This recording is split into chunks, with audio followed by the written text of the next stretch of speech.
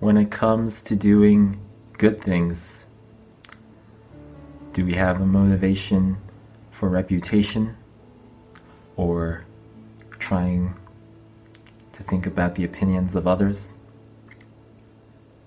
Or is there a higher purpose of helping others and keeping God in mind? This is the question for March 11th. My name's Jimmy, and the passage is Matthew 22, verses 15 to 22. And it goes like this. Then the Pharisees went and plotted how to entangle him in his words.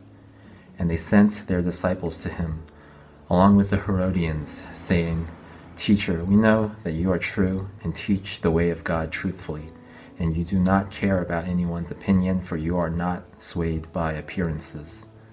Tell us then what you think. Is it lawful to pay taxes to Caesar or not? But Jesus, aware of their malice, said, Why put me to the test, you hypocrites? Show me the coin for the tax. And they brought him a denarius. And Jesus said to them, Whose likeness and inscription is this? They said, Caesar's. Then he said to them, Therefore render to Caesar the things that are Caesar's, and to God the things that are God's. When they heard it, they marveled, and they left him and went away. The Pharisees were trying to make Jesus look bad in front of the crowds. They asked Jesus whether the people should pay taxes to this, at times, oppressive government of the Romans. They believed that if Jesus said, yes, we should pay taxes, people would be offended and they would think Jesus is just being subservient to the Roman government. If Jesus says, no, don't pay taxes, then the people might favor him, but the government might hear about it and decide to lock Jesus up. But Jesus sees through this trap. He knows that it's really the Pharisees who are so fixated on appearances and trying to win the people's favor to them and trying to turn them away from Jesus. Jesus has the right motivation in mind. He doesn't care about maintaining an appearance in front of the people because he knows he has the substance and the truth. And the truth is, following the government, paying taxes can go along with a life of faith. He identifies the coin as having the image of Caesar, the leader of the Romans. And so he reminds them, this is the due that we give to the government. There might be this overall question of,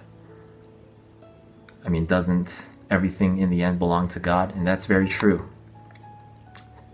And that's not mutually exclusive with Caesar owning something as well.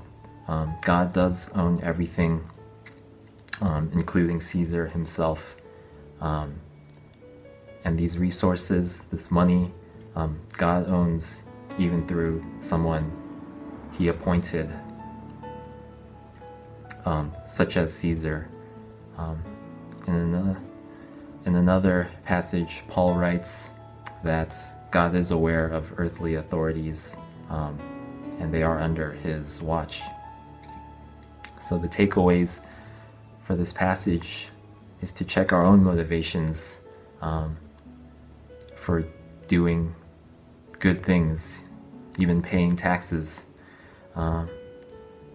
Is it just so that we don't look bad in front of others, or so the government doesn't come after us? Do we have the motivation in mind that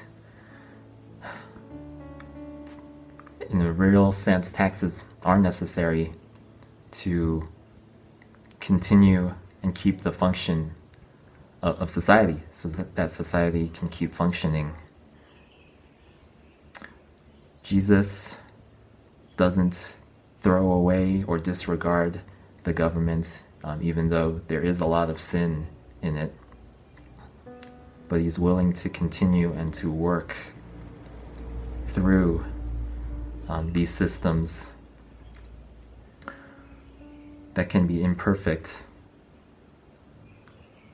And so for our own lives, are we tempted to give up on systems? Maybe sometimes even giving up on church. That's certainly been on my mind. But Jesus reminds us that rather than just trying to throw everything away or just start fresh, there's this call and this goal of God to continue, to persist, to redeem. And the biggest example of what Jesus showed is on the cross.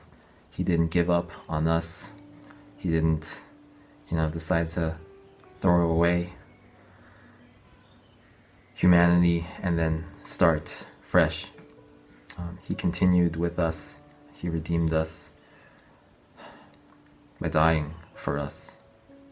And that we just need to believe and be regenerated by Him to start anew and to remember God and to have the motivation to benefit others.